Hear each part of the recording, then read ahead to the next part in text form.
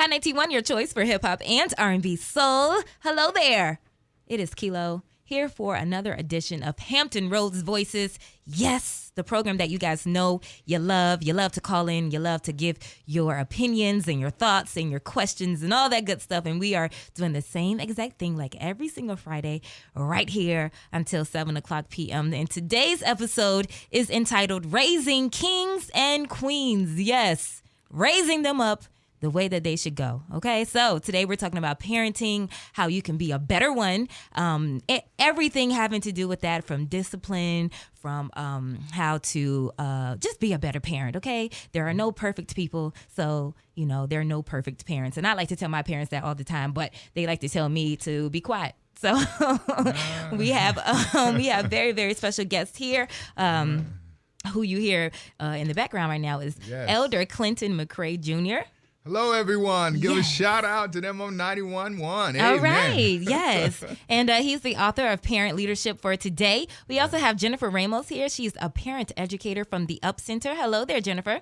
Hi, good evening. Yes, and also we have Andrea Long, Chief Program Officer of the Up Center. Hello, Miss Long. Hi there. Happy Friday, everybody. Happy Friday. Now, is it Andrea or Andrea? Thank you so much for asking, Khilo. It's Andrea. Okay, because that name is always tricky. Andrea. Tricky. I can definitely do that. Okay. Thanks for asking. Yes, no problem. And also we have featuring you, Hampton Roads Voices. So we want to hear your voice at any time during this program. Please call in, share your thoughts, your questions, your concerns at 757-823-9110. That's 823-9110. Or be a part of the conversation online. Yes, Twitter and Facebook. You can ask your questions there, share your thoughts or what have you, and we will try to get back to you there using the hashtag HRV. All right?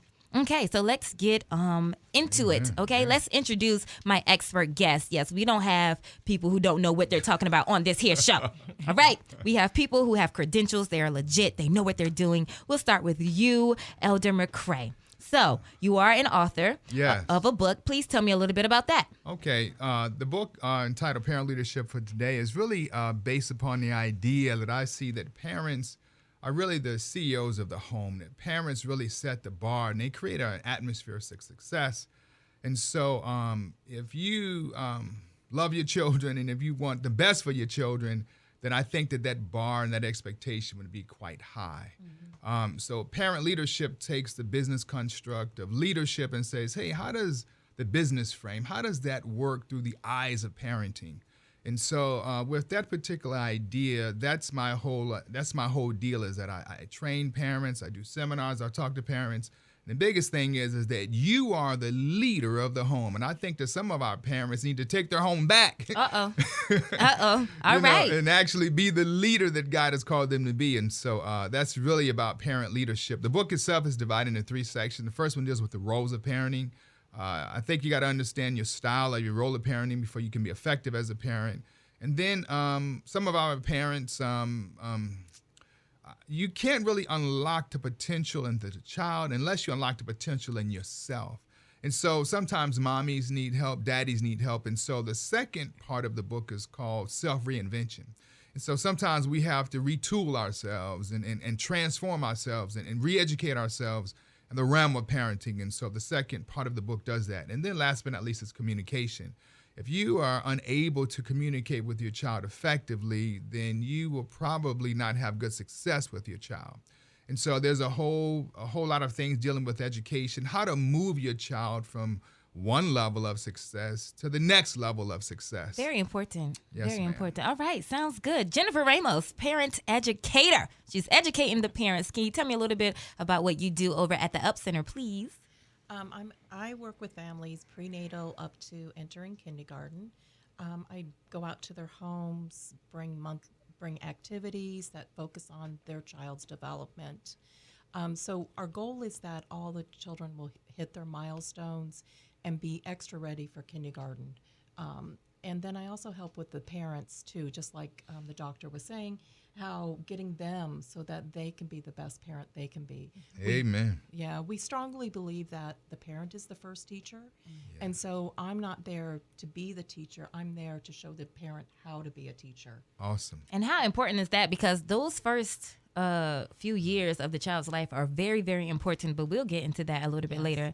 Yes. Miss Andrea Long, Chief Program Officer of the Up Center. What do you do, ma'am? So my responsibility at the Up Center is to give guidance and oversight to all of our programs that are committed to engaging families and helping them to grow as successfully and healthily as possible. And so for the program that Jennifer was talking about, our Parents as Teachers program, which in fact is an evidence-based program, which means that it has been studied and we've identified that the types of services and activities and interventions that we're bringing into families' home have been proven to be effective in allowing families to set themselves up for success, to bring their children the best possible developmental opportunities. And so this is an example of the type of oversight that as the Chief Program Officer, I'm supposed to offer programs to ensure that we're executing and delivering these types of high quality services to the community so that we can invest early and plan for high returns later on. Awesome. Snap, snaps, and a hair flip. Hampton Rose Voices, we have experts here, okay? All right. All right. So, again, if you have any questions for these experts or you have anything to say, I know a lot of people are like, I don't need nobody telling me how to raise my child. But you may. You just may, especially if you are a first-time parent. You know, just really quick, I am the oldest between my parents' marriage, and I tell them all the time, and I have two younger sisters underneath me, and I say all the time, you know, Mom and Dad, I am your experiment child. You've never done this before?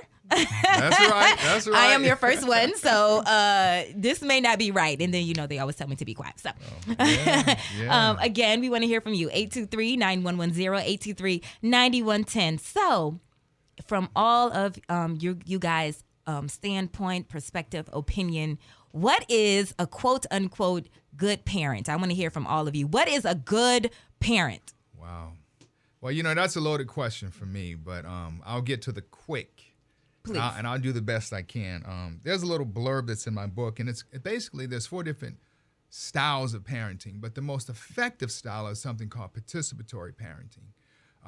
Or, you know, in the leadership world, we call that leadership through engagement. But the whole idea is that at some point you got to park in, you got to figure out how to spend time with your children. And all the research that I've done and read is that it doesn't necessarily mean as it relates to the quantity of time, but it's really the quality of the time that you spend with your son or your daughter. And so this whole idea of participatory parenting becomes huge. And some of the things that I read in my research, it says that, you know, you believe that your children need love, but you have high expectations, and you believe that your children needs rules and guidance, and that you're going to be there to try to help them meet those expectations. And so that's what that is for me, and that is that you would actually participate, you would plug in, pull up next to them to try to help them in their journey. That's it. And Sounds good. All right. Sounds good. All righty, Ann. So, Jennifer, Andrea, what is a good parent to you? So I think a good parent or being a good parent involves allowing yourself to say, I'm not really sure, and I need to collect some more information. I think part of the challenge in parenting is that sometimes parents feel like if they don't know the best way to support or discipline their child, that they don't want that to be known. They don't want to raise their hand and say, hey, I need some information, I need some help, I need some support, because they feel like it would cast, you know, a negative, perspective on them. So a good parent recognizes that with anything that's important, you have to be willing and able to invest time. So, for example, if you're going to, go to school to be a dentist, or go to school to be a hairstylist, or go to school to be a culinary artist, those are all experiences that you have to invest in and collect information and have different experiences and succeed and maybe fail and then do something different to recover. Well, we shouldn't expect anything less around parenting. It's unfortunate, I feel, that sometimes parents feel like they just have to go on what they know, and they don't really give themselves license to collect information.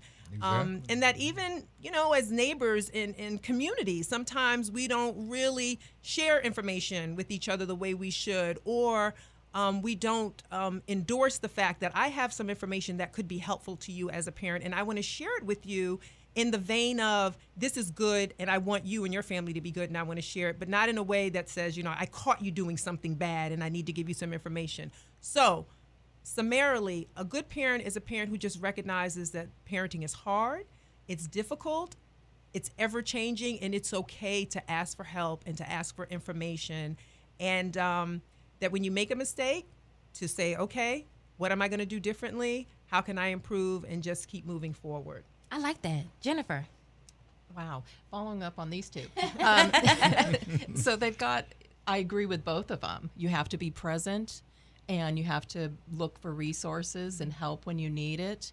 And I think that because I come from a strength-based model of my work, that I see good in all parents. And that's really a great thing. And that's one of my goals with our visits, is always to come out and show that parent what they're good at, their parenting. A good parent just wants to be involved with their children. They want the best for their child. They show them love. They listen. They are just part of their life. They're there. They want to see their child succeed. And they know that they don't have to give them material things. They just need to give of themselves. Right. Yeah. Great. Nicely said. And we do have a phone call. Let's see who is on the air. Hi, 91, you are live on the air. If you can turn your radio down for me, please. And also state your name and your concern. Hello. All right. They'll call back. Yeah, I'm sure Yeah, they they'll call will. back. Yes. Yeah. And you can call as well. 823-9110, 823-9110. I think that's a good start. We know who our guest experts are. We know what a quote unquote good parent is. And you know the number, 823-9110. So Hampton Rose Voices Raising Kings and Queens is in full effect. And yes, make sure you keep it locked right here. It is hot. 91.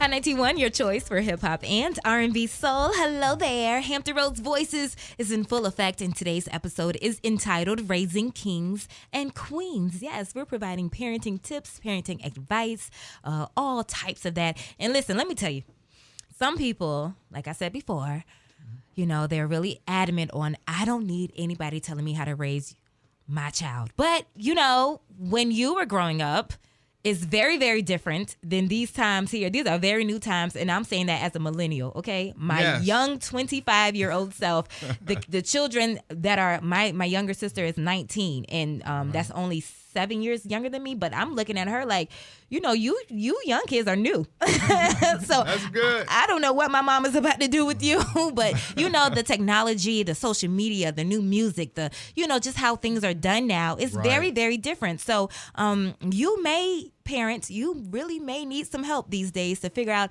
how to raise your 2017 teenager, your 2017 5-year-old who knows how to work phones better than we do. Than me, yes. Right. Yeah. I got a grandbaby, and I was like, hey, how do you do that Snapchat? Hey, how do you tweet? You know, all that stuff. All of that stuff. So it's a new age, new things, and you know, it's just a very good idea to reach out and get help. And you can find help right here. We have experts on this show. First and foremost, we have Elder Clinton Mcrae Jr. He's the author of Parent Leadership for Today. I have Jennifer Ramos of the Up Center right here in Norfolk. She's a parent educator. And Andrea Long, Chief Program Officer of the Up Center. They are all here and they are legit. All right?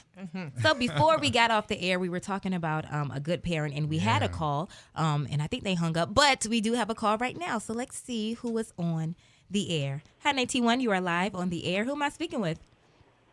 Skip Perry. Hi, Skip. What's your comment, question, or concern? Well, I was going to tell you that, you know, I'm raising an 11-year-old boy. You know, I'm 48. I have an older daughter that's in her late 20s. And, yes, there's a significant age gap. This is my Iraqi freedom baby from a deployment. Okay. So, but it's a lot different. Yes, sir. Between her, raising her and him. She was a little quieter than he is. Where this one, he's not as loud, but he's a little louder than his older sister. Okay. But there's a difference between raising a boy and a girl. Yeah. There are things I probably will let him get away with that I did not let my daughter get away with. And that's just because she's a girl. and delineating that between those, it's kind of different. Right. Well, can I step in, sir, to give you a little advice? One of the things I would like to share with you is that if you have an 11-year-old and your daughter in her 20s, the research that I've done is that you are, for an 11-year-old, you are in what I would call the parent administrative stage. So really, let me back up a little bit. There are 3 roles of parenting that I think we all kind of come through. The first one is parent-teacher. When you're a parent-teacher, you are the well of information. So that occurs from birth up until around 6 or 7. And you are the primary source of inspiration. You know, you're the well of information, and everything that you say is pretty much golden. If you've ever been to someone's house, they say, well, mommy said and daddy said. And that's because they are there all the time, and pretty much all of the information and all the knowledge they get is from their parents. But then as you move into the administrator role in which you're in, now you're juggling t-ball, now you're juggling football, you're trying to acclimate them, and so they're in school, they're being bombarded with many different ideas, and so that administrative role, you're really modeling before them, and you're really putting a lot in him. And so I would say that is a very critical role. All of the roles are critical, but when you're in the parent administrator role, I would work really hard to try to put those intrinsic values in there. So that becomes really huge, and you kind of need to understand that right now you're in the administrator, you're modeling, and for your 20-year-old, you're in what we would call the parent coaching role.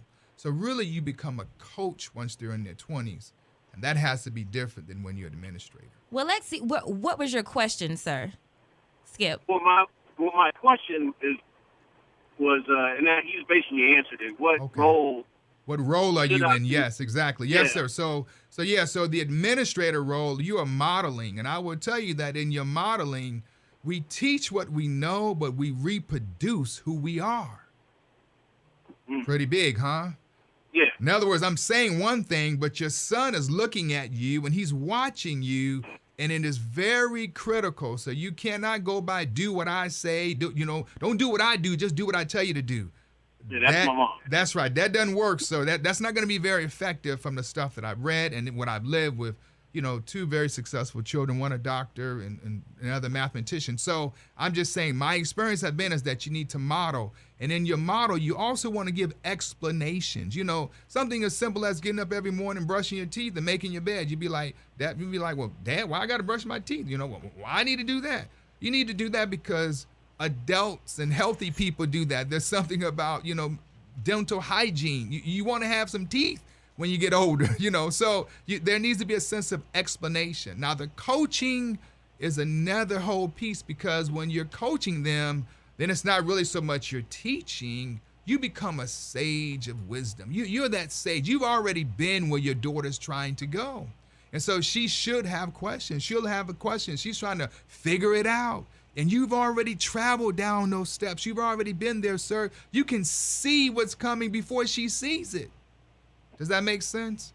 Yeah, that makes a lot of sense. Yes, sir. And so now your parenting is coaching. I'm now listening to you, right? I'm listening and I'm saying, well, do you want my advice?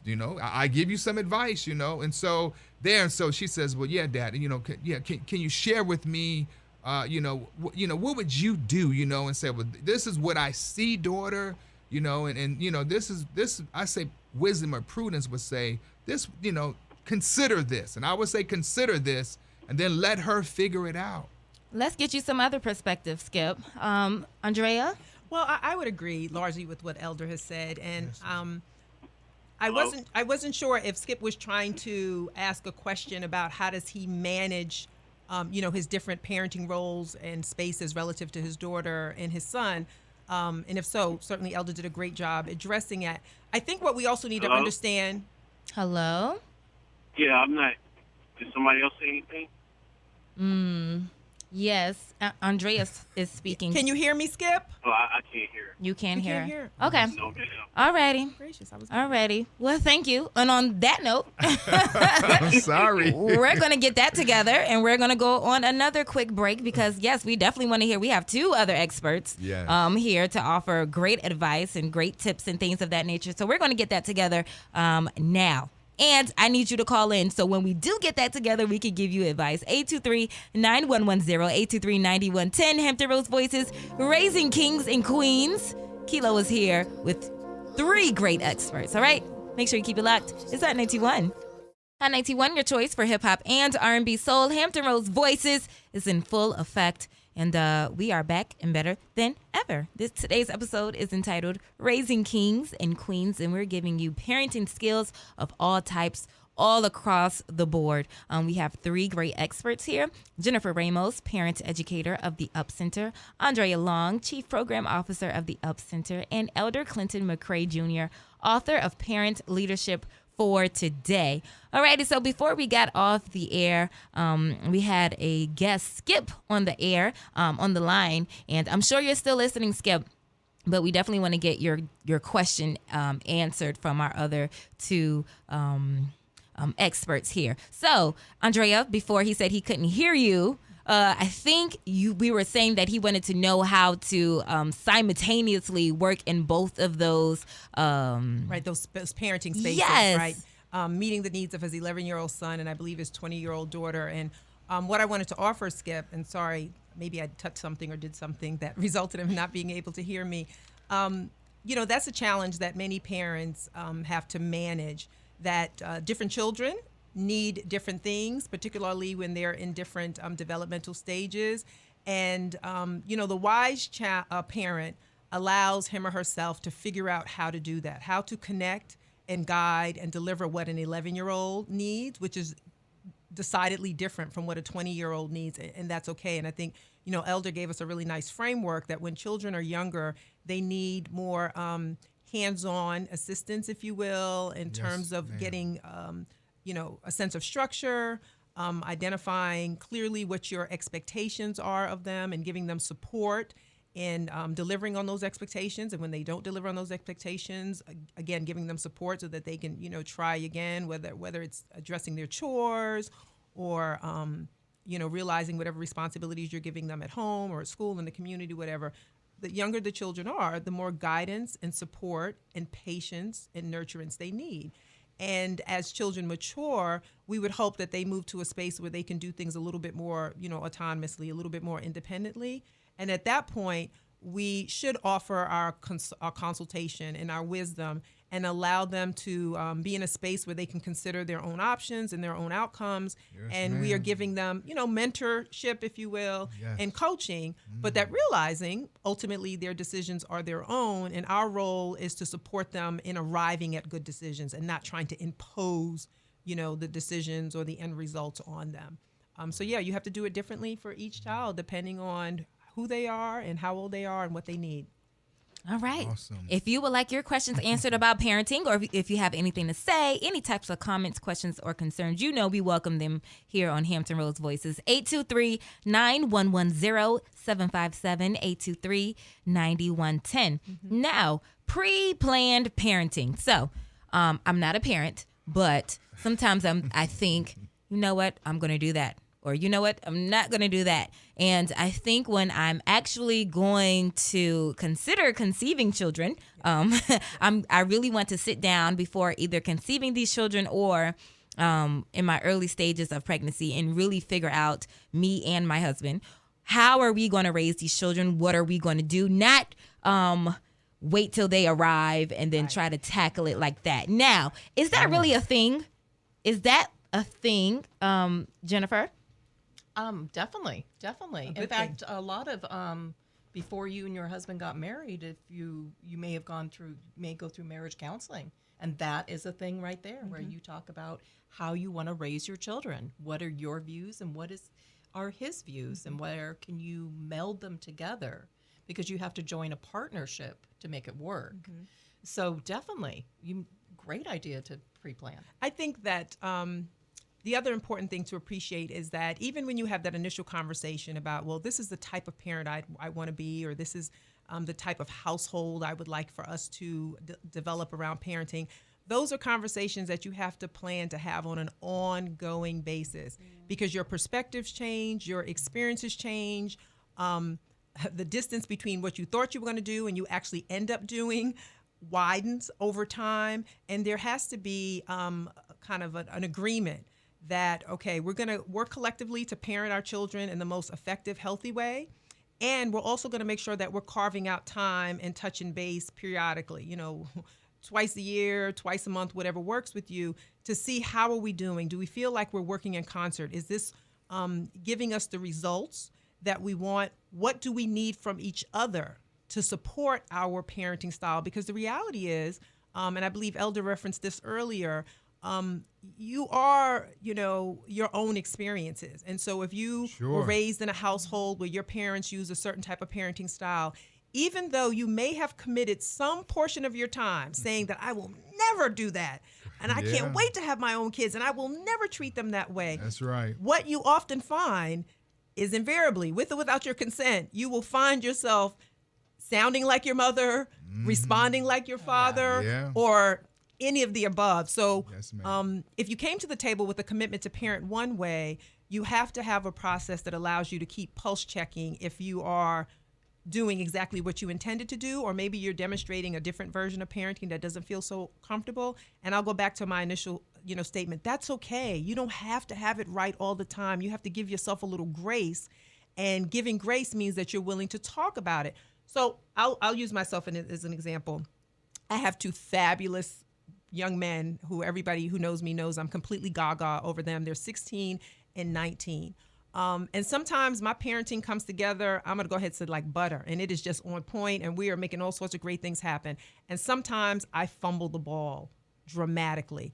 And I have found in those instances where I'm fumbling the ball, the best thing I can do to allow me and my sons to get back on track, to allow communication to flow, is to apologize, own the fact that I might have misstepped that or I might have misplayed that, and we can just keep it going. It took me a while to figure that out, because I think the parenting model, the parenting paradigm that I grew up with is that parents are always right, regardless of what. Yeah. And so I didn't come into my parenting, experience thinking that it would be appropriate to apologize. But I'll be honest with you, Hampton Roads, I have found that level of respect goes a long way. And particularly as children age, and they become teenagers and young adults, you just can't get away with because I said so. It just doesn't stick, right? No. Right, it Especially with Google, okay? Yeah. That's right. You're right. They're looking it up, saying, I don't know about that, Dad. Absolutely. You know what? I'm looking right here, Mama. That's right. I don't know. I hear what you're saying, but I'm reading the facts. It's not clicking. All right. All right. Yeah. Call in with your questions, 823-9110, 823-9110. We're talking about raising kings and queens, how you can be a better parent. Now, Elder, even ideally, it takes two to make a child. So it should be two raising the child. But sometimes in some instances, this is not the case. What are I know it could be a list long of advice for single parents, but what is one of the first 2 or 3 or 5 things that you tell single parents when they come to you and say, hey, what to do? Well, first of all, if you're a single parent, I would say try to connect with someone else who is also a single parent, because your particular struggle is not alone. In other words, so, whatever you're dealing with, some other parent is probably dealing with that, and they might have great solutions to try to help you with Maria, with Stephanie, as it relates to trying to get them from potty training, to trying to get them to walk, trying to get them to be obedient, trying to get them to do their homework, trying to instill those values and trying to get those principles down, So I would say try to connect with other parents. The other thing is that you've heard it said before that it takes a village to raise a child, So the truth is that we really need other people to try to help us in the success and the growth of our children. And so if you had a child and, it's just you and your spouse, the spouse, whoever you was with, it broke up, and that is very common, in my book, I talk about, there's a huge demographic of single parenting, and it is exploding with no end in sight, and I don't blame the mom. I'm not blaming the dad. Actually, I'm a man. I do hold the men accountable, and I think they have a lot, and so, but in that, there's large demographics, and so to think that there's going to be two, no, I mean, it's just growing, and so I would say get someone else, befriend someone. If you have part of a church community, if you're part of an organization, get some more input. And of course, as the other individuals already noted, begin doing some reading, start doing some research, because parenting is hard, parenting is difficult. And there are people like me that have already, raised my children. They're out the house doing great. And so then God speaks to me and says, hey, I want you to put some of this stuff in writing. And so I tell people quickly, please, don't get offended. It's not like I'm not saying that you're a bad parent. I'm not saying that what you're doing is terrible. Only thing I want to do is give you some tools. Mm-hmm. And I'm like, hey, if that wrench works for you, use the wrench. If that screwdriver works for you, use it. Eat the meat, spit out the bones. Work with what you got. And so that has been my approach. If you're single and you're trying to figure out how to do this.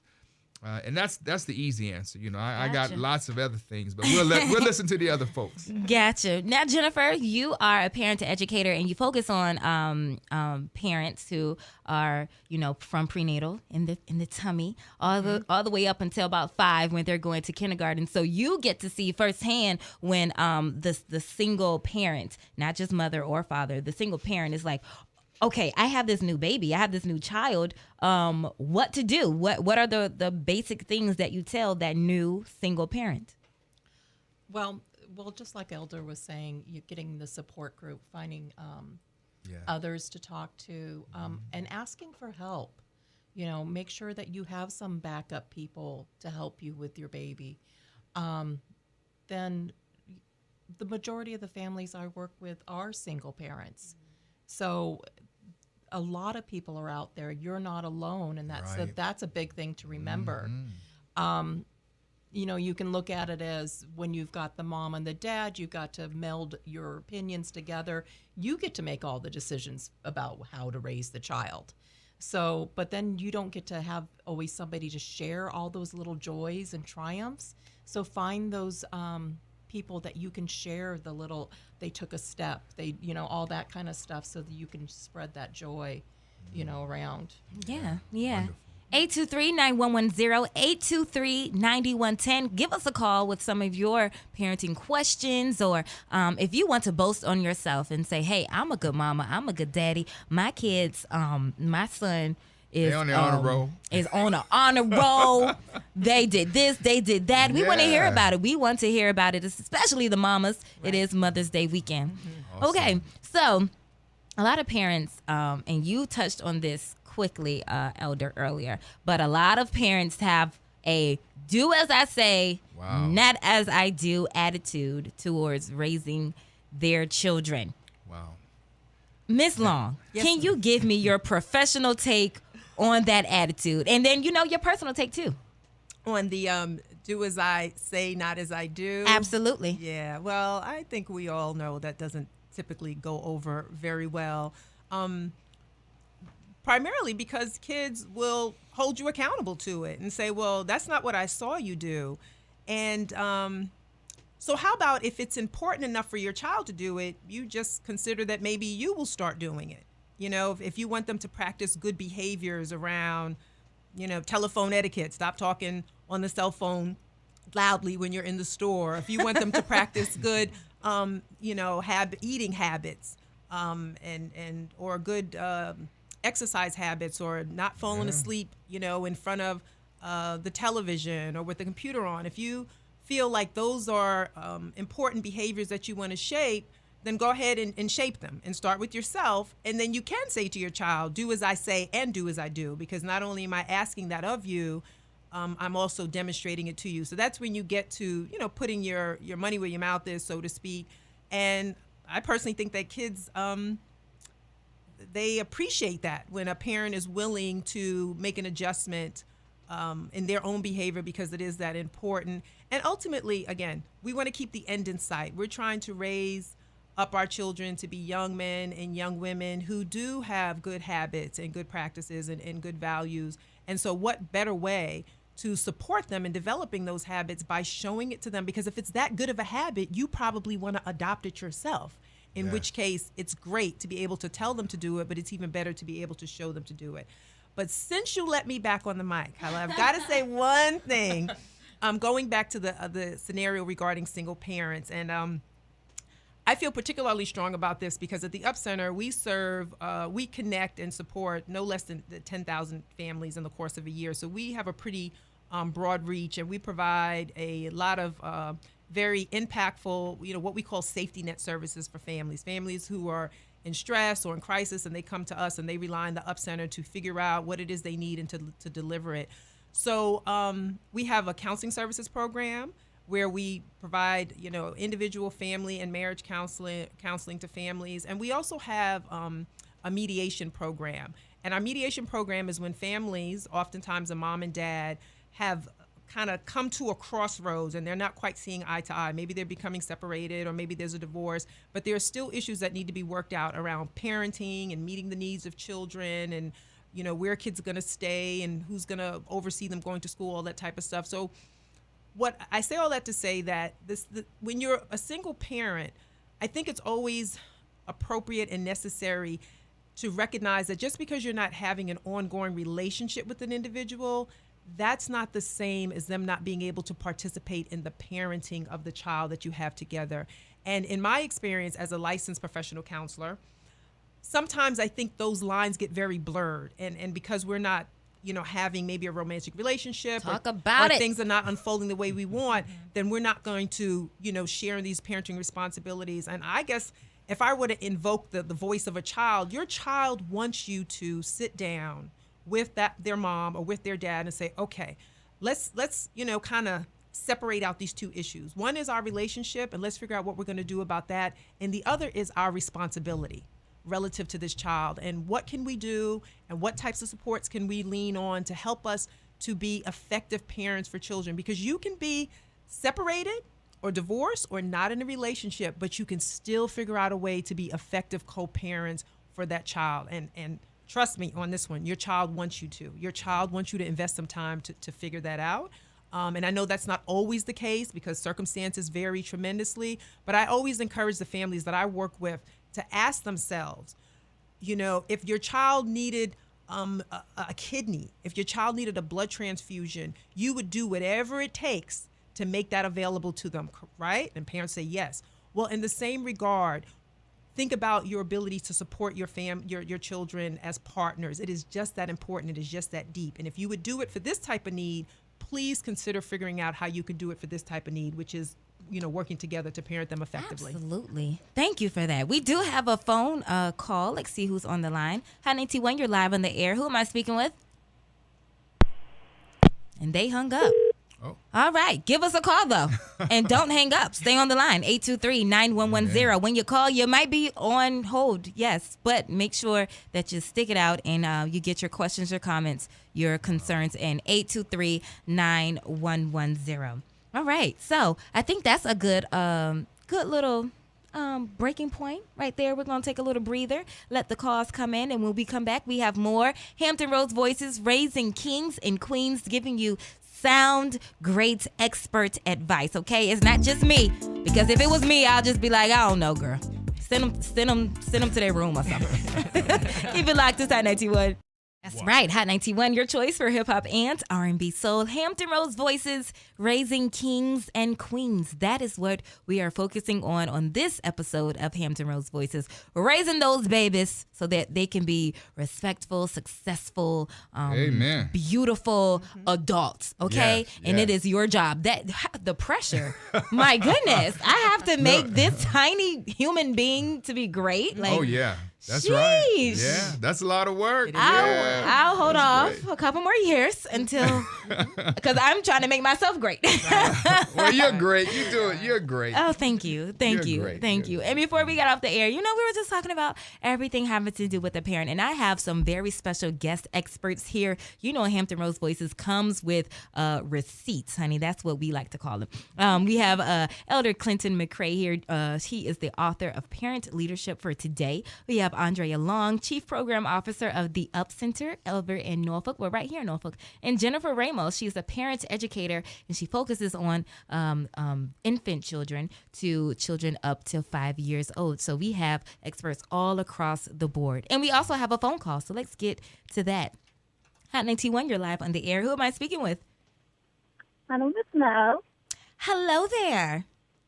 How are you? I'm doing well. Thank you for listening. What is your question, comment, or concern? Well, I am a single mother. I have a 12-year-old son, and right now I'm going through his father being incarcerated. And I was wondering, at this time it's kind of tough in his life. He knows the things that has been going on in his father's life, and he knows that things are going to change. And he's starting to become a young man. He's starting to grow, and he's starting to have tons of questions about Sure. becoming a teenager. And it's just kind of hard, just starting off in middle school and not having his father being able to be there for him right now. And just want to know, what do you think would be best for me to do at this moment, being that I've been pretty much doing it by myself, but now it's going to be like totally no help, just me and him. Okay, well, I mean, I'll chime in first. The first question I would ask, and that is that does he have a brother? Are there any cousins? Are there any other men that you trust that that we could kind of get this big brother, little brother thing going? Because at the age of 12, yes, it would be great if you could involve another man, a grown man in his life, to try to help him to make that investment. And just really show him, this is what it means to be a man. This is what it means to be a man that is responsible and that loves your family, loves God, responsible, successful, going somewhere. And so if you could find some man that would, that you trust, that you have a friend, maybe a coworker, someone, within your family, then that would be great. And I would say that would be the number one thing to do, is to try to do that. And that, that would help tremendously, to try to help him, to give him what you can't give him as a woman. And I know women do a great job of raising children, but it really, to have an influence of a man is just huge. And really, I talk with men on Tuesday nights, and that's a big part of what we do, is we try to help these guys. And a lot of them have struggled because they haven't had a male in their life. Does that sound good to you, ma'am, at least for starters? Yes, it does. Do you have anybody? Do you have anyone? I don't have any, to be honest. I really don't have anybody in mind right now that I know that will be that great role model, because I set high expectations for him, and I always push him every day, and I set goals and boundaries, and I write them out and I let him look at it. Sure. And I just feel like some of those things I can't give him, and I don't have anybody in mind that I feel like would the other part is, have you considered, is he playing sports? Right. He does, and he does like to play sports. He's not on the team at the time, but I do try to get him into sports. Right. But I'm saying that's another great avenue, man, right? Because coaches are great. I mean, there's men that I work with, they're coaches, and the truth of the matter is, when I talk about parent leadership has everything to do with the whole idea. Leadership is based upon the ideas that if you can influence someone, you can lead them. And so parenting is beyond the corridors of one's DNA. I've done plenty of seminars, and I've talked to women. They say, you know what, Clint, I don't have any children of my own. My sister who has children, but they call me mom, even though I'm not the biological mom. And I said, well, how is that? They said, because I spend the most time with them. Right. I'm actually nervous, so I say that to say that if you could get him on a team, get him around some other boys, and and find a coach, because oftentimes those coaches, they find themselves in that fatherly role. Men, just boys, attach themselves to the coach. Right. And so that would be another piece of advice, is that if he likes sports, if he likes any balls, whatever it is, swimming, track and field, whatever it is, that coach can be a great asset and move into the whole idea of mentorship. I would agree with Elder. I think he's given us a good suggestion about identifying somebody in your social circle who can act as a support. And sometimes it's a coach or a guidance counselor. Sometimes it's the father of one of your son's friends. Because even sometimes you will have, a dad in your home, but the way that he connects or communicates might be different than how your son's friend's father would do. And so you might observe that another dad has a certain way of kind of connecting, again, with one of your son's friends. And you can say, hey, to that dad, would you mind, having this conversation or sharing with me what you're hearing when my son and your son are hanging out so I can just kind of follow up on it. And I think while you are identifying who can support you in having those conversations, also appreciate, Mom, that any effort that you're making towards it is going to give you some yield as well. You may not know exactly what to say. You may not know everything that your son needs to hear.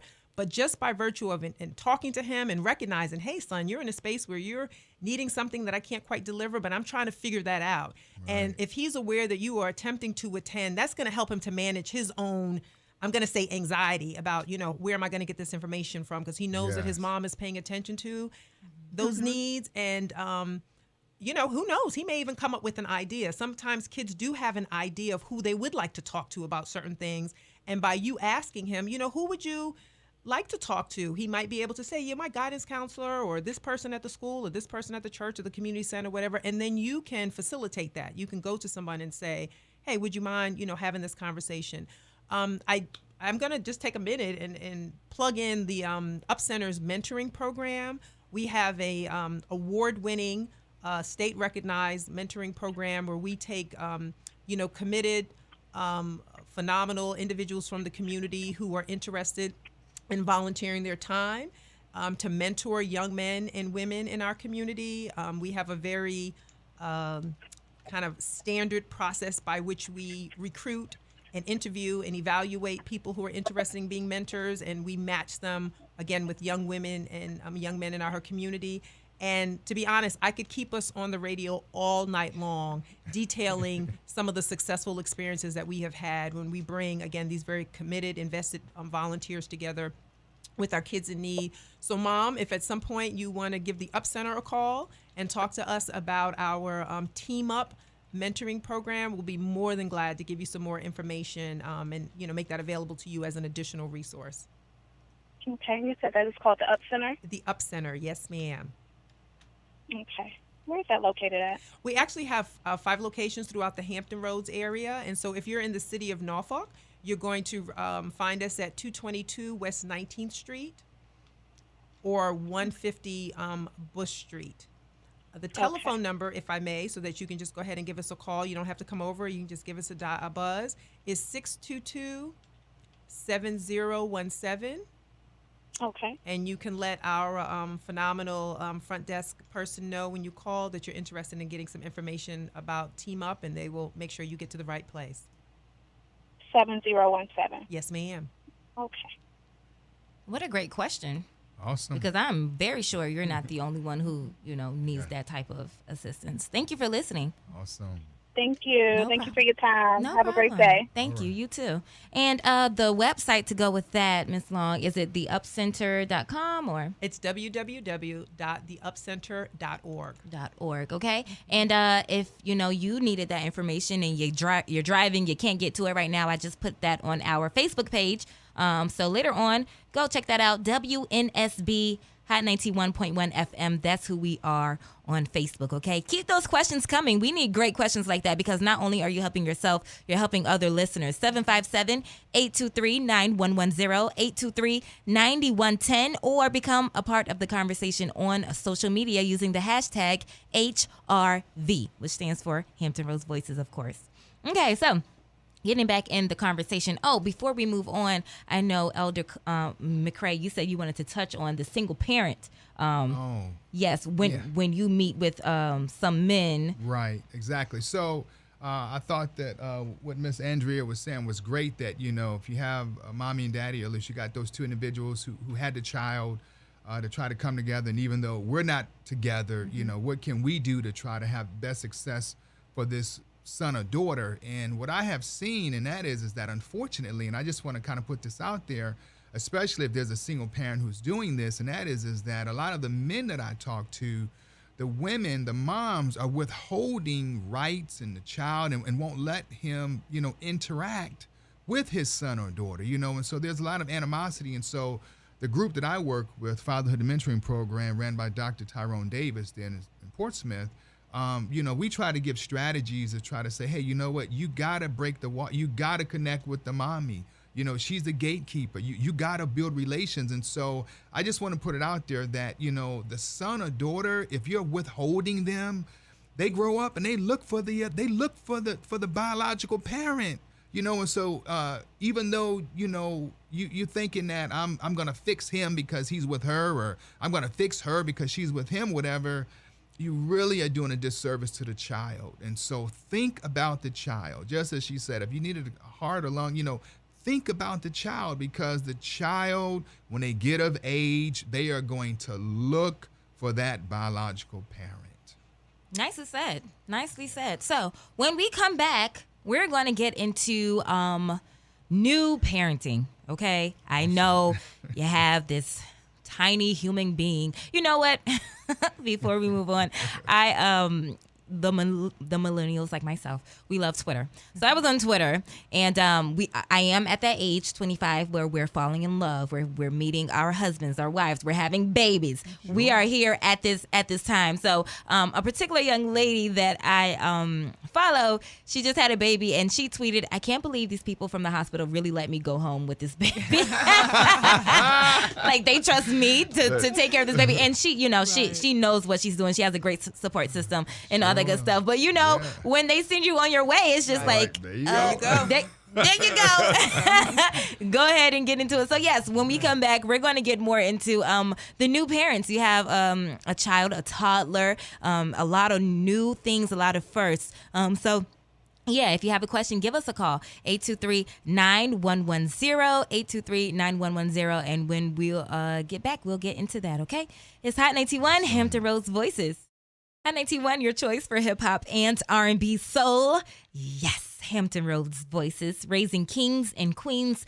Khilo is here as your host, holding you down. And before we got off the air, we were talking about everything having to do with parenting. And we are going to continue that conversation. And we want you to join in the conversation with us. 823-9110, 823-9110 is the number. Get in where you fit in, as DJ Illmatic Beats would say. And we'll try to get those questions and all of that answered with great sound advice from our guest experts here. We have Jennifer Ramos. She's a parent educator from the Up Center. Also, Andrea Long, Chief Program Officer of the Up Center. I don't like messing up people's names because I don't like when people mess up my name. So. And also we have Elder Clinton Mcrae Jr. here. He's also author of Parent Leadership for Today, okay? And also please be in mind that your call will be answered, but you just will be on hold for a little bit, okay? So I said that when we'll come back, we'll talk about, new parenting and how to really parent young children, but we just got a call, so we'll go ahead and hop into that first. Hi, 91. You're live on the air. Who am I speaking with? Melissa. Hi, Melissa. What's your question, comment, or concern? So my question is, I have an 18-month-old, and I was raised by a single mom, but I have my husband now, and now I feel like I have trouble trying to raise my son without taking all the responsibility, with myself and sharing that responsibility with my husband. Plot twist. Yeah. So I'll throw this over to Miss Jennifer Ramos first. Of course, our other experts can answer after her, but she likes to deal with what she does deal with young children. So Miss Jennifer. Hi, Melissa. How are you doing? Hi. Good, Okay, thanks. so are you a stay-at-home mom or?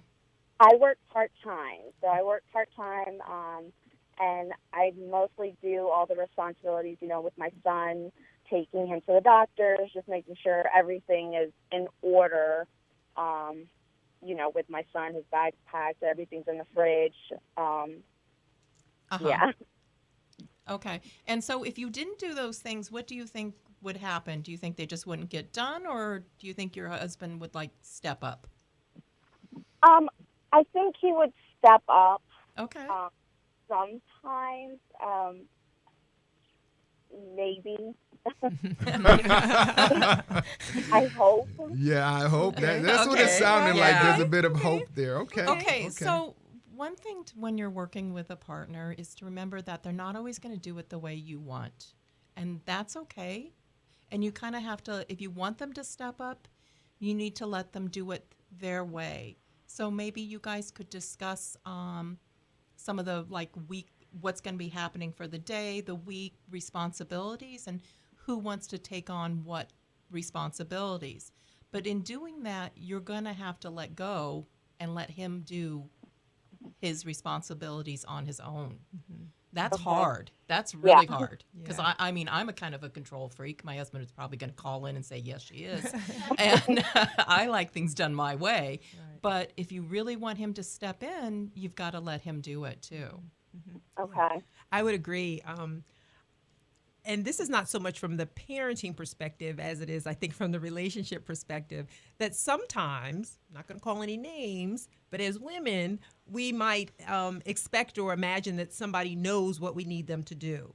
And so we might say, well, do I have to really tell you? You know, you see these lunches don't pack themselves or something like that. And probably what's more helpful is just to say to somebody, you know what would be really helpful is if I could rely on you to do this. Or if I could, of these three things, which one do you feel like you could take care of? And that way the person feels like you're being clear that you do need for them to step up.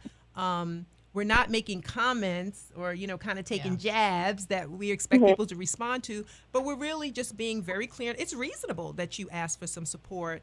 But sometimes, our husbands, our wives, our mates, sometimes they can't read our mind. But that frustrates us because our thinking is, well, it's obvious that these things need to get done. Come on in here and get that. But if we just say to people and ask them for what we need and be prepared, as Jennifer said, to let them do it their way, right? Because you can't tell people what you want them to do and then expect them to do it your way as well. But if we can ask and then create a space for them to do it, I think most often we're going to be pleased with how people do show up. Yeah, I like that. You want to add anything? Yeah, I was going to say that, as a man, a lot of men feel like, well, hey, wife, you got it. I ain't worried about it. You take it. You got it. I ain't worried about it. Hey, that's one less thing I got to do, And what happens is that as a child grows and develops and nurture, then the husband is not in the child's life like he should be. And so then you'll find yourself is that you feel like that you're doing everything and he's not doing much of anything.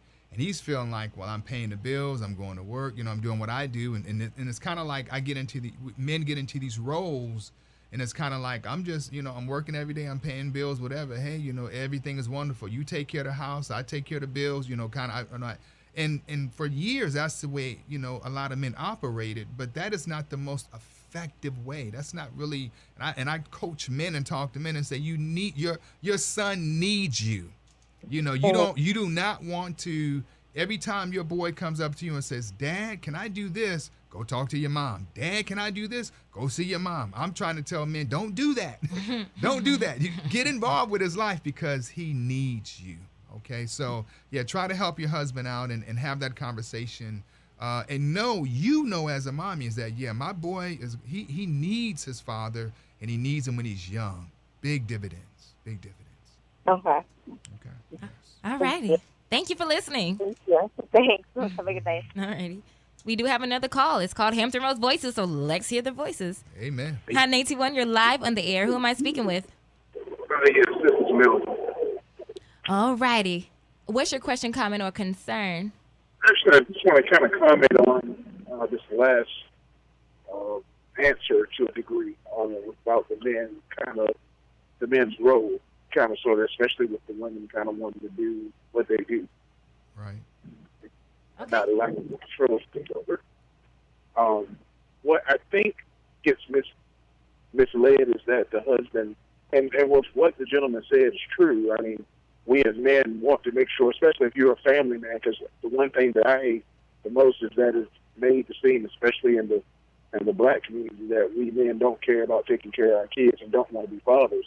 And it's quite the opposite with a lot of men. I strive to be a good father to my wife's child that she had previous to our marriage. And as far as he knows, even though he knows the truth, but he was never treated any different than I treat my own child. Awesome. That's good. My kids will argue that I might treat them better in some cases. All right. That's on you, sir. That's on you. But my thing is, the first thing that, as a wife, you have to understand is, and it's in our DNA as men, is we want to protect, we want to take care of. And for most men who didn't have an actual example in the household, their thought process is working and making sure the bills are paid, or is taking care of their family. Right. That's just the way they look at it, that's and the way we look at it. Mm-hmm. However, there, again, is a lot of times where we want to do more, but we're not mind readers. I often tell my wife all the time, if you want me to make a sandwich, then just tell me you want me to make a sandwich. Don't have me guessing that you want me to make a sandwich. Good. So sometimes it's just simple. Just tell me what you want, and I'll do it. I get that sometimes it seems like we should just know to do it, but men don't function that way. Nope. And lastly, I'll say this, but that's the same thing when it comes to, say, me asking, the wife to do something in yard work. I might want her to clip the bushes while I'm cutting the grass, but she won't know it if I'm just thinking it. It does me no good to get mad about it if I never said anything about it. Correct. So, yes, sir. So I think it's a give and take thing. It's always learning that you have to work together in all cases, all spots. And like you said, definitely, now when my kids came to me when they were younger and they said, Dad, can I do such and such? I've asked, well, what did your mom say first? so that we don't cross. Sure. Or I'll speak with your mom about that so that we can decide what we will allow you to do, and I'll let you know. Right.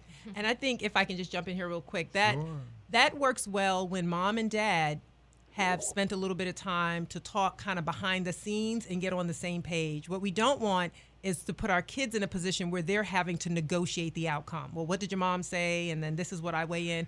But if moms and dads have, taken some time and said, so what's our position on, curfew, or what's our position on, going out on Friday or staying up late on Saturday, whatever, it makes it so much easier, because that way, whether the child is asking mom first or dad first, they can more or less expect the same outcome. And kids function very well in environments where there's consistency, and they're not put in a position where they're having to negotiate the rules or, implement the structure. So I think, if we're saying to our kids, go see your mom, hopefully dad already has a general idea what mom's going to say, and vice versa.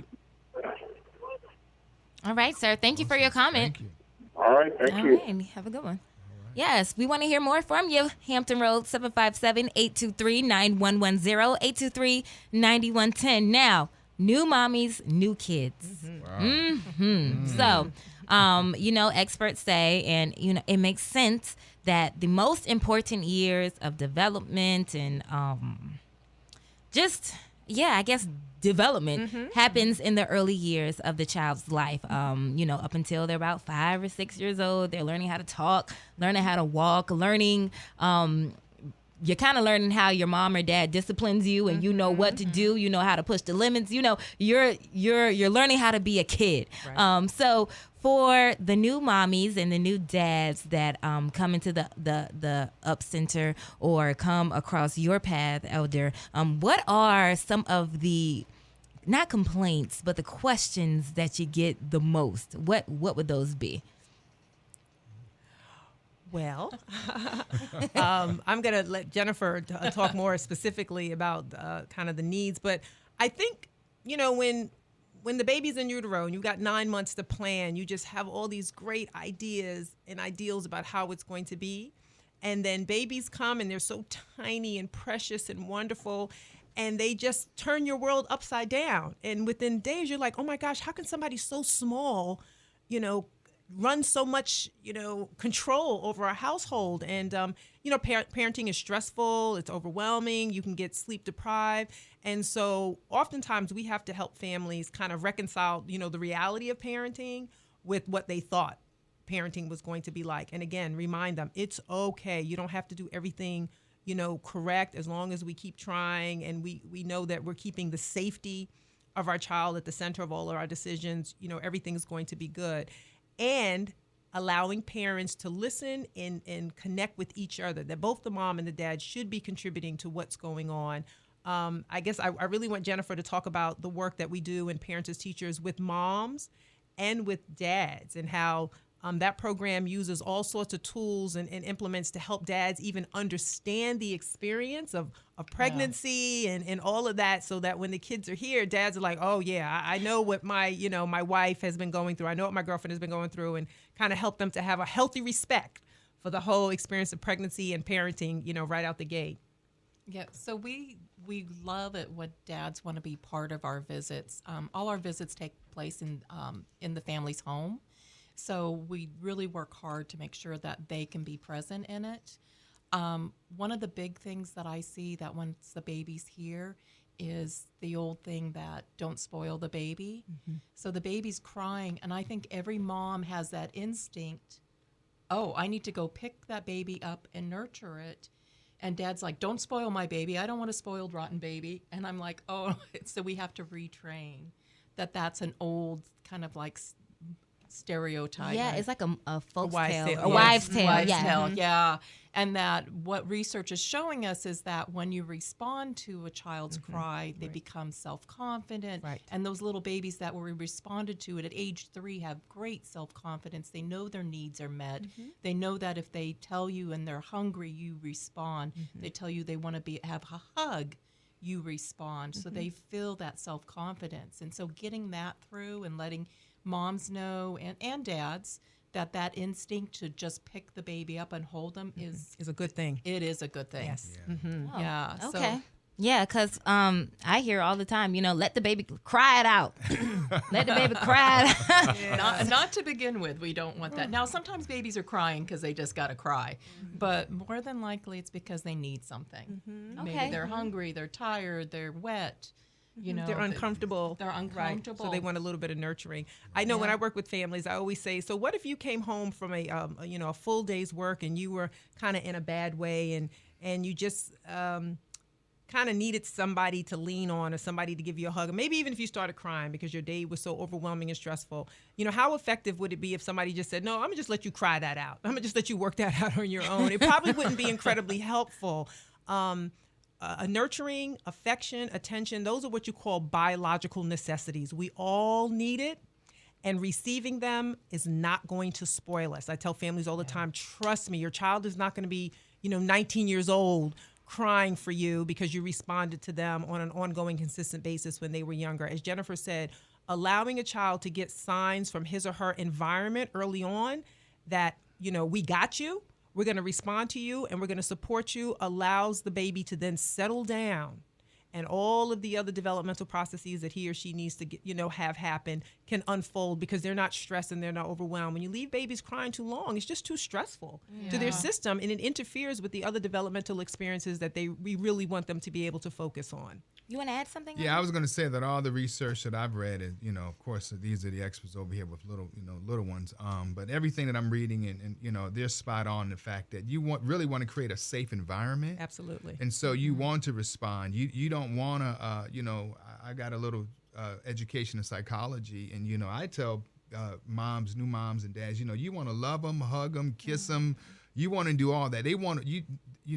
They should know that your arms is a sense of safety, and that's there because we know that if you do not touch a child and you don't touch them long enough, they become sick. Just so there is power in the touch. Absolutely. There's healing in the touch, right? And so you really want that sense of security. They need to know that you're there. And the first 2 years of a child, and this kind of blew me away. I'm reading all this literature, and that is that the size of the brain, 80% of the size or the weight of the brain, has developed by the age of 2. Wow. Isn't that incredible? So those first few years, you've said, those nurturing years are huge, and they have huge impacts for children that have been left alone, that are abandoned. Right. And so now we got to work hard to try to retool you, and we got to let you know that we got you in a sense of safe and comfort. But there's some walls we got to get through when children have been abandoned. Right. Right. Yeah. So can I jump in here real quick with a little piece of information? I'm a real research geek when it comes to things about brain and development. And there's a piece of research that came out of my alma mater, Columbia University, give it up, on how moms and dads have a tendency to hold babies differently. That if you give a mom an opportunity to hold her baby, probably 9 out of 10 or maybe even 10 out of 10 times that mom is going to hold her baby the same way, whether she's going to give it, the football hold or hold the baby close to her bosom or whatever her hold of choice is, she's probably going to do it pretty consistently. In contrast, when you give dads an opportunity to hold their baby, what's typically observed is that they will hold their baby decidedly different each time. Sometimes they give them the football hold. Sometimes they hold them close to their chest. Sometimes they might hold them up on their shoulders, above their head, in the ways that makes mom panic. And what the research helps us to understand is that both of those experiences are incredibly beneficial for children because that way of being held consistently by the mom, 10 out of 10 times, sends a tactile signal. And the brain converts that signal into knowing my mom's arms are a place of safety and security and consistency, and that's what it begins to represent. And when I'm safe and secure, I can relax and, again, focus on my other developmental milestones. Additionally, when dads hold babies 10 different ways, 10 different times, it also sends a tactile message to the brain, and that message is my dad's arms represent change, creativity, innovation, and safety at the same time. Wow. Because even though every time I engage with my dad, I'm kind of experiencing him from a different position, it feels safe and it feels good. And those are two, early experiences that we want for children. Experiences that say you're safe in consistency and experiences that say you're safe in creativity and in environments that are new. So that's just an example of how moms and dads will invariably do things different. And they both play a critical role in getting us started. That is awesome. That is awesome. And that reminds me when I was younger and my dad was the one, 3 or 4 years old, and I was a daddy's girl. My dad is the one that's throwing me around. Right. And I'm like, I love this. And my mom was like, no, don't do that. Things like that. And, that really helped me. I could be goofy. I could be myself. I can, and then not to say I couldn't do that with my mom, but she gave a different type of love. So that is very interesting. We do have a call, and then after this, we'll take a really quick break. Hi, 91, you're live on the air. Who am I speaking with? Tamiko. Hi, Tamiko. Could you share your question, comment, or concern, please? Yes. I was wondering, for someone like me in the community who don't have children, but we do care, and how do we participate and assist parents, whether we know them or not, with their children? Because we may see children out and something's going on, and we want to step in, or just anything. It might not even be anything negative, but just wanting to assist whether we know the parents or not, and we're just a part of the community and we care. How can we go about doing that without overstepping boundaries? So, Tamiko, are you talking about one-on-one approaching parents in the community and talking to them, or are you talking about what opportunities are there for you to participate maybe in a group or an organization that is supporting parents? Actually, both. Oh, okay, with your bad self. Incredible. All right. Well, okay. I've got to say the Up Center is always in the market for adults in the community who have an interest in investment in supporting kids. You may have heard me mention earlier about our award-winning Team Up program, which is a mentoring program, a community-based mentoring program. And so that might be a space and a place where you could talk with us and find out if you could serve as a mentor. Basically, for mentors, we're looking for individuals who are willing to commit to connecting with a child or adolescent that they're matched with for at least a couple of hours a week over the course of a year.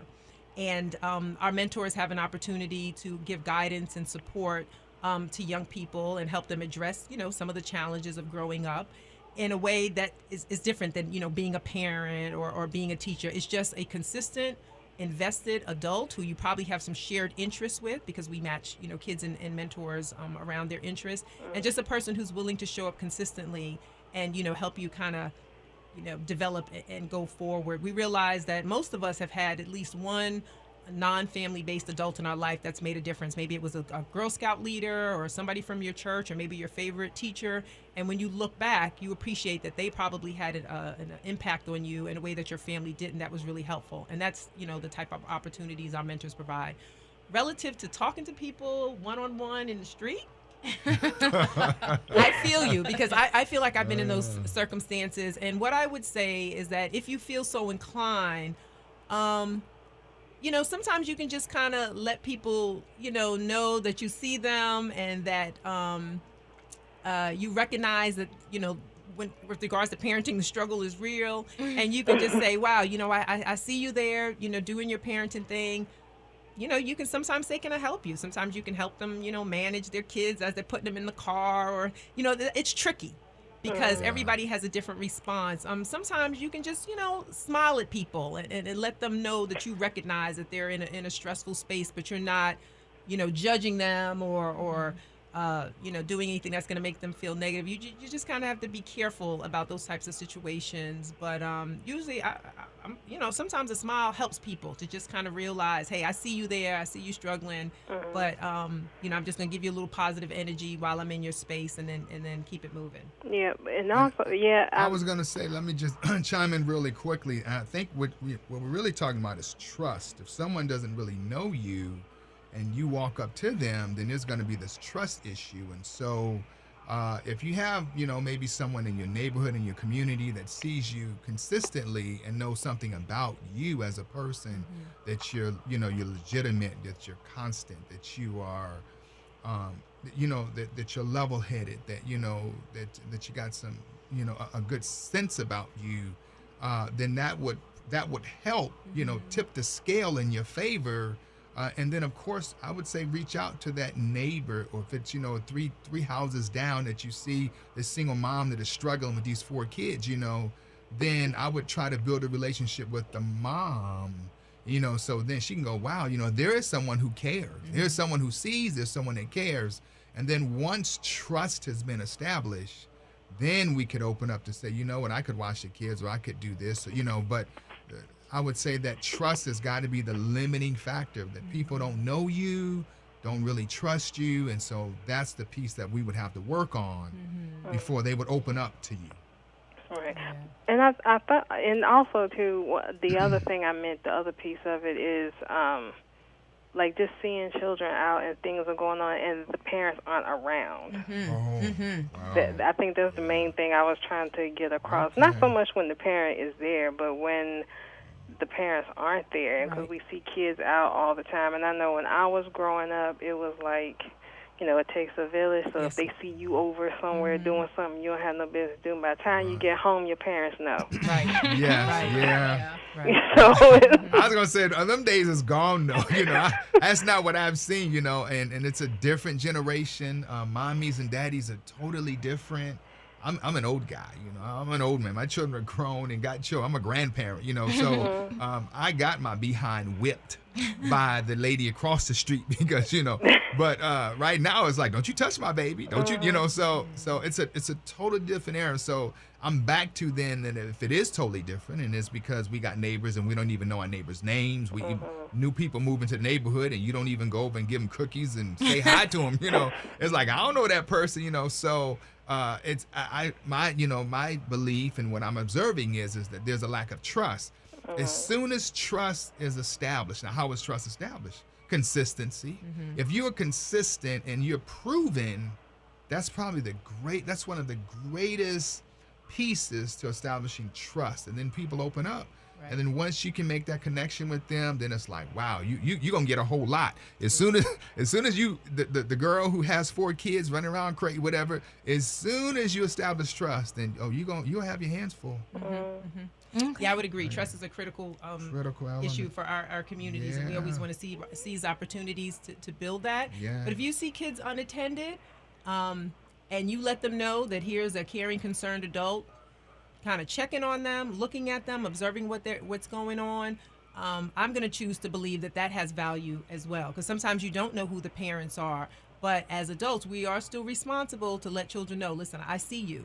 And if something is really off course and there's a child who's in trouble or something needs to happen, if I'm the only adult on the scene, we have to be prepared to step up and respond, even if we don't feel like we have a relationship or we know all the people involved. I do think that's our responsibility as adults in our communities.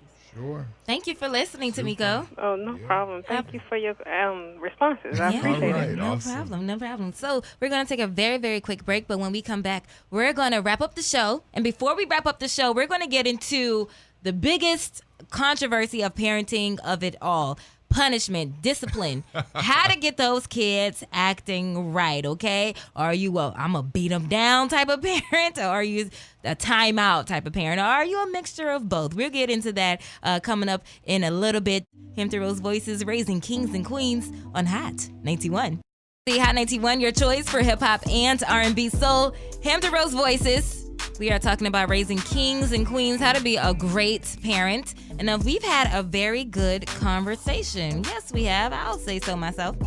So the biggest thing about parenting usually comes down to how to make them kids act right. My goodness, little Day-Day just does not know how to keep his mouth closed in class. So when that teacher calls you for the third time, are you sending little Day-Day to his room to think about what he's doing? Are you snatching him up with your hands? Are you hitting him upside your head? What are you doing? Now, I know back in the day, physical punishment wasn't even standard. It was standard. There was no second thought. Of course, I'm me as your aunt gonna beat you. The neighbor that saw you do what you did gonna beat you. And when you get home, I'm gonna beat you because I'm your mama, and then your daddy gonna come home from work, and then it's all of that. And then now we're coming into a time where it's like, that's kind of like abuse. You know what I mean? So where is the median with that? Look, we'll start with this. Is physical punishment ever okay? And I want to hear from all three of y'all. We'll start with Jennifer. Why not? Okay, so I'm probably one of the few people my age that can say that I never was spanked as a child. I never had physical punishment. So I always say, like in my little suitcase, that was just not something I brought with me. So no, I don't think it's ever acceptable. I think that when you use physical punishment, you're teaching your children that when you're in a situation that you don't like, you should hit somebody about it. Mm-hmm. And so they get to school and they don't know how to deal with something they don't like because they think I should hit or fight, and that's not acceptable. So then you're getting the phone calls from the teacher. Mm-hmm. So I think that you needed to start, when they were toddlers with that self-regulation, teaching them how to control themselves, and start from there and talking to them and setting limits and being consistent and doing a few rules and building it up. And then also looking at doing that mirror, how am I handling situations? When I'm angry at something, am I yelling and cursing at everybody? Or am I being reasonable? Because how can we expect our children to act reasonable if we just, lose it every time we're in a situation? Sure. Mm-hmm. That's a perspective. Yeah. I think that when we work with parents, when we survey parents, for example, about how they evaluate their parenting behaviors, most folks will say, yeah, that wasn't my intent. That wasn't my plan to hit. So the real task at hand is, if you decide that you're not going to use, physical discipline as part of your discipline, what else are you going to do? And I think sometimes that's where we leave parents a little short, because we will say, don't hit. But then let's invest some significant time in figuring out what is going to be your other approach, what are going to be your other tools. Because the fact is, people do get frustrated. They do get overwhelmed. Sometimes people may hit their child because they feel like their child was going to do something that was going to be risky, like running out in front of a bicycle, and so I'm going to grab you.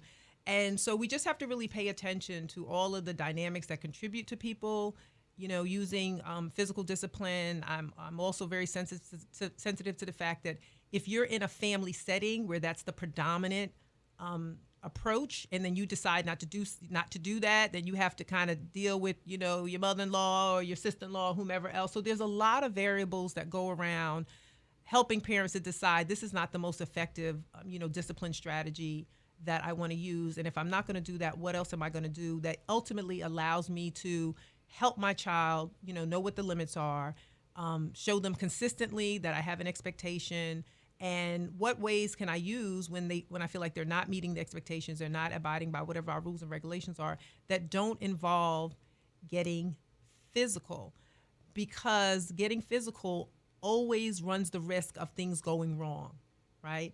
And so I've got to say, when we work with families where there are, issues of, a child being injured because they were hit, and invariably people say, that wasn't my intent. I didn't intend to hit him or her, with the buckle and for it to hit them in the eye, whatever the case is.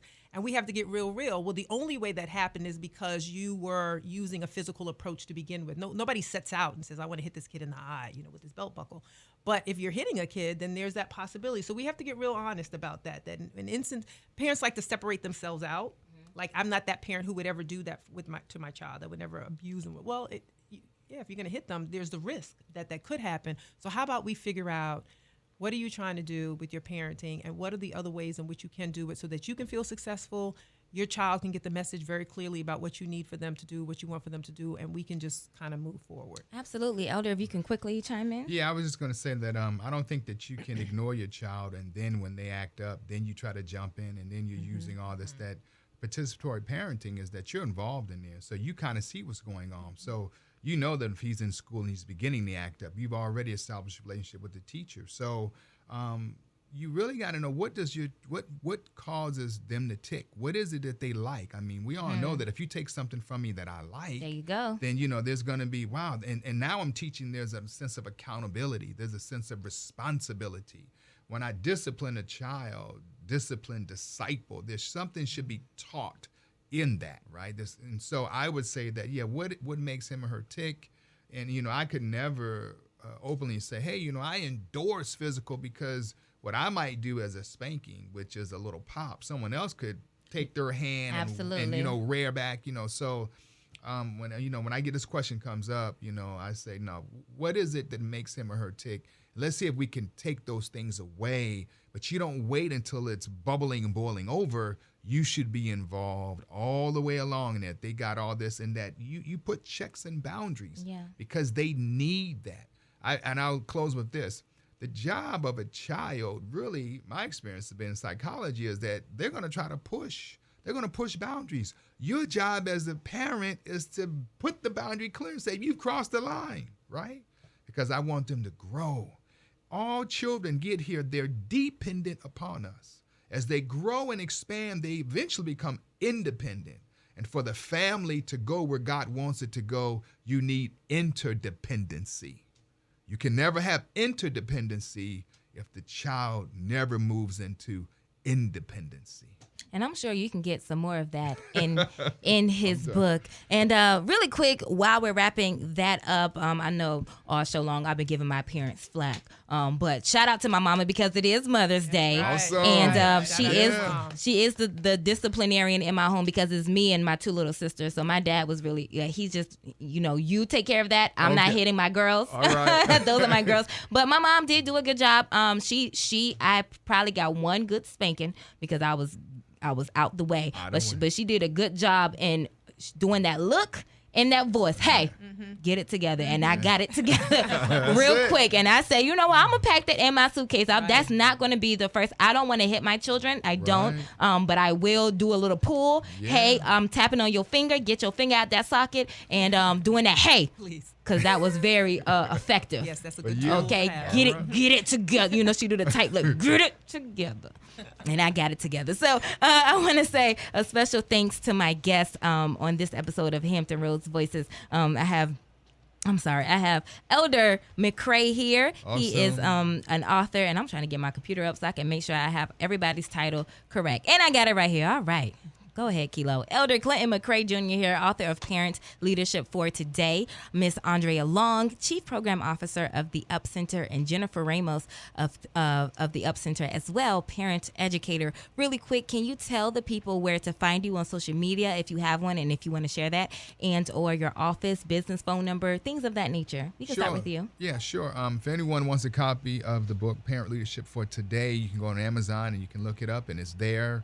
Ebook or written, there. And also, if you want to know more about what I'm doing, I'm going to be at Kingdom Life Messianic Congregation Church not tomorrow Saturday, but next Saturday, doing a seminar on parent leadership. So if you go to my Facebook page, I have a page dedicated to just parent leadership. So if you type in parent leadership and you see this little picture of this wonderful little family, I gotta let Lady Khilo here look at it. But anyway, if you go there, you will see this wonderful little family. You click on there, the whole book opens up. All my broadcasts, everything I'm doing, posting, it's all on that page, which is just entitled Parent Leadership on Facebook. Ladies? If you'd like to know more about the services available at the Up Center, please do check us out on our website, www.theupcenter.org. I would also want to share with the community that we are launching a phenomenal program called Strengthening Fathers. And in this program, we are going to be supporting the reentry of our young dads who have been incarcerated, who are returning back to the city of Norfolk, and we're going to help them create a successful pathway for them to get back in their homes, with their families, with their children, back in their communities, kind of shore up their academic experiences, their vocational training experiences, so they can return to the table and make a healthy contribution to our communities the way that we need them to. And that's just one of the very important and comprehensive programs that we offer at the Up Center. So feel free to take some time out to check out our website and learn some more about us. And that website is? www.theupcenter.org. Okay. Yes, get into that. Thank you so much for listening to another episode of Hampton Roads Voices. You can get that information on our Facebook. Give me a minute. I have to put that up there. But until then, have a great, great weekend. DJ Illmatic Beats is next. He's going to be mixing it up and getting you ready for your weekend and for your nighttime festivities and all that good stuff, okay? Awesome. All righty. Be blessed. Have a good weekend. Stay safe and tell your mama you love her. That's right. Happy Mother's Day. Happy Mother's Day. Keep it light right here. It's hot. 91.